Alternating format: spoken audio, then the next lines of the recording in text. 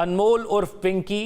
Protocol के साथ या धड़ल्ले से आप कह लें कि वो चलती हुई अदालत में हमें नजर आई, लेकिन 24 घंटे बाद मामला बिल्कुल बदल गया। वो प्रोटोकॉल भी खत्म हो गया और उन्होंने बहुत से इल्जामात भी लगा दिए और खास तौर पर बनी गाला का नाम ले लिया। 24 घंटे में क्या कुछ और कैसे बदला? देखिए, बात सारी यही है कि जो कि उसकी जो वो शहाना पेशी थी, जो स्टाइलिश पेशी थी, जो अदालती राहदारियों में जो उसकी कैटवॉक थी, उसको चूंकि मीडिया ने खबर बना दिया और फिर खबरों में भी सबसे बड़ी खबर बना दिया, तो उसके बाद जरूरी हो गया था कि इसके ऊपर जो है वो कुछ ना कुछ आवाम को मुतमईन जरूर किया जाए, क्योंकि वो अपने आप को क्वीन ऑफ कोकेन कहती थी, वो एक ड्रग स्मगलर थी। अब उसका अगर ये प्रोटोकॉल था तो जाहिर है हुक्मरानों के ऊपर सवाल उठा था, इदारों के ऊपर सवाल उठा था। तो उसके बाद जो है सिंध गवर्नमेंट हमारी जागी थी और उसने कहा नहीं, हम इसे तो निशान इबरत बना देंगे और दिखाएंगे कि क्या कर सकते हैं। और उसके बाद जो है उन्होंने ये सब कुछ कर रहे हैं। जाहिर है सिंध गवर्नमेंट कह रही है तो फिर जाहिर है पुलिस कैसे मना कर सकती है। उससे नीचे पहले भी उन्होंने किसी के कहने पर ही उसे प्रोटोकॉल दिया था और अब जो है वो किसी के कहने के ऊपर ही जो है वो सख्ती भी कर रहे हैं। अब ये देखिए कि उसने अदालत में ये भी कहा है कि एक तो उसके साथ जो है वो मेल ट्रीटमेंट हुआ है और उसके ऊपर जो है अदालत ने ये हुक्म दिया है कि जो लेडी एमएलओ है उससे उसका मुआयना करा के जो रिपोर्ट पेश किया जाए। अदालत ने जब उसने कहा तो अदालत ने कहा कि आपके जिस्म पे कोई निशान है तो बताएं, तो वो कुछ नहीं दिखा सकी। दूसरी जानिब जो सबसे इम्पोर्टेंट बात है इस सारे मामले में, खास तौर पे आज की पेशी के मामले में, वो ये है कि उसने जो अदालत में पेशी के बाद जो बात उसकी मीडिया की समझ में आ सकी, इससे पहले कि उसकी आवाज़ को दबाने के लिए उसके साथ मौजूद पुलिस एहलकार भी ऊंची आवाज़ में चीखना शुरू कर देते, वो ये है कि उसने कहा कि मुझसे ये बयान लेने की कोशिश की जा रही है कि मैं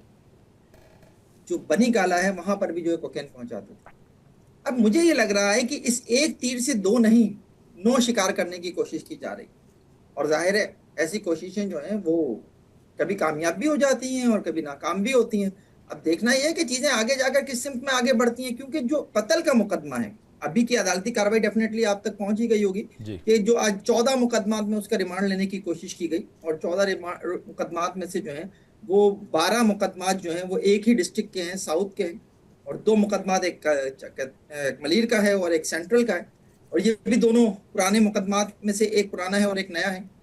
लेकिन जो मुकदमा इन्होंने नया बनाया है और वो भी उस वक्त का बनाया है जब जो है पिंकी अरेस्ट भी नहीं हुई थी ऑन रिकॉर्ड, तो और वो है 9 मई का मुकदमा। और 9 मई को ये मुकदमा जो है बगदादी के इलाके में बना है, कत्ल का मुकदमा है। ये केस जो है ना मेरे लिए पुलिस को साबित करना मेरे ख्याल में बहुत मुश्किल हो जाएगा, क्योंकि पुलिस ने मुकदमा ये बनाया है कि एक नामालूम शख्स की लाश मिली और वो उस लाश के पास से जो है वो एक अदद जो है वो डिबिया मिली जिसके ऊपर मैडम पिंकी नाम ही काफी है दर्ज था और ये गोल्डन कलर की डिबिया थी। अब जो ये हीरोइनची टाइप लोग होते हैं जिनकी लाशें जो हैं वो गर्मी की वजह से मिलती हैं शहर में, और खासतौर पे ये वही दिन थे जब कराची में जो हीट वेव चल रहा था, तो वो हीरोइनची होते हैं, ये सस्ता नशा करते हैं। कोकेन एक महंगा नशा है और जो खास तौर पे जो इसका गोल्डन इसकी डिबिया है ये तो 35,000 तक की एक डिबिया मिलती है उसकी 1 ग्राम की।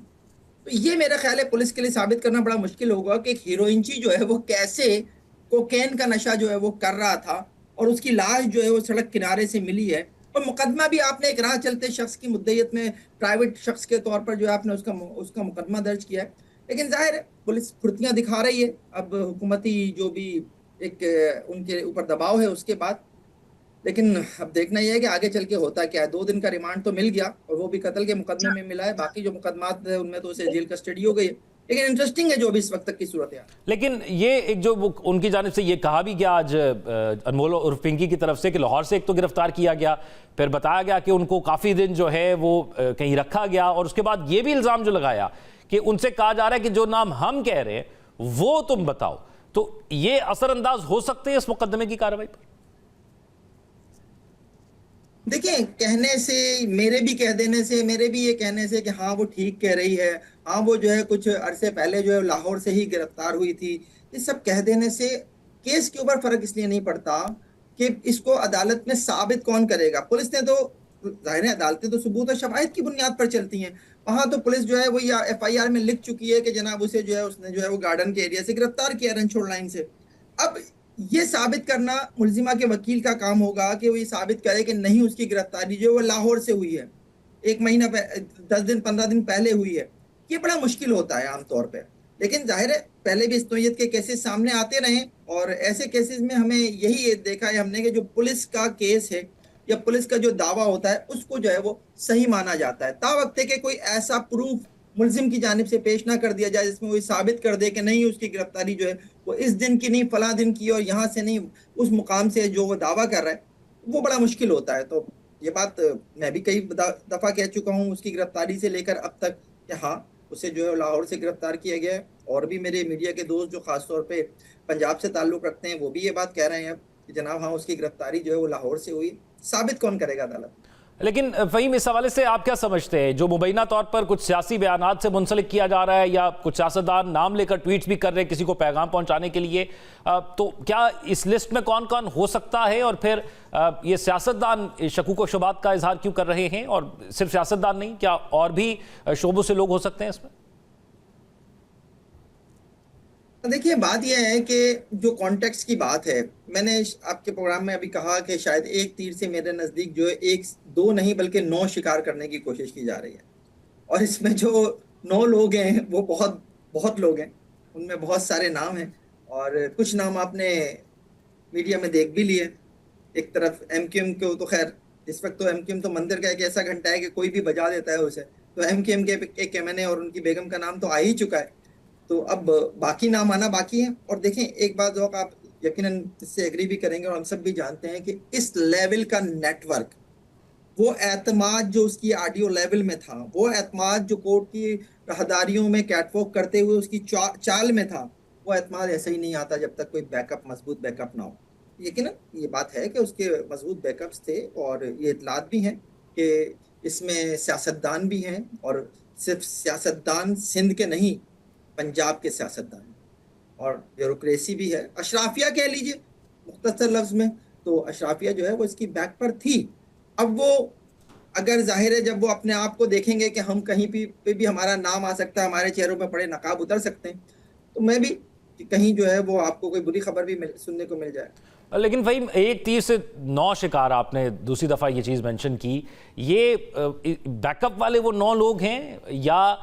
ये आपके तो फिंगर टिप्स पे होंगे, अगर कुछ नाम आप शेयर कर सकें कि ये कौन से 9 शिकार हैं जो आपको लगता है कि इस केस की जद में आ सकते हैं? नहीं, मैंने कहा ना कि देखें उसके पास से अभी उसका मोबाइल जो है इनके पास अब है, ठीक है, मौजूद है, और कल जब मेरी एडिशनल आईजी और कराची पुलिस चीफ आज़ाद खान से बात हो रही थी तो मैंने उनसे यही पूछा कि उसके मोबाइल में जो आपने अब तक जो नाम निकाले हैं वो क्या है, कौन है उसमें, तो उसने कहा असल में, उन्होंने कहा कि असल में उसने ना 2 तरह से अपने नाम सेव किए हुए थे। एक तो जो पर्सनल कॉन्टेक्ट्स हैं उनके ऊपर उसने अलग तरीके से किए हुए थे, और जो उसके कस्टमर्स हैं उसके नाम एक तरह से उसने खुफिया अंदाज में या कोड वर्ड में उसने सेव किए हैं, तो उन्हें हमने अभी जो है उससे पूछना है, उसमें थोड़ा सा टाइम लगेगा अभी, क्योंकि अभी हमारे पास उसको आए हुए ज़्यादा वक्त नहीं हुआ है। अब आज जो है पुलिस कस्टडी जो इनको मिलना थी वो कत्ल के मुकदमे में मिल गई है 2 रोज़ की मजीद, लेकिन जो मनशियात के मुकदमात थे, जो असला एक्ट के मुकदमात थे, जो पुराने मुकदमात थे, उन सब में उसे जेल कस्टडी करने के लिए अदालत ने कह दिया है। मलीर की अदालत में जहां उसे पेश किया था, जो उसके फ्लैट पे छापा पड़ा जहां से उन्होंने मनशियात बरामद की, उसमें भी उसे जेल कस्टडी हो गई है। तो अब सिर्फ और सिर्फ एक यही मुकदमा बचा है जो कत्ल का मुकदमा है, या वो वाला मुकदमा जो सेंट्रल में बना है वो है।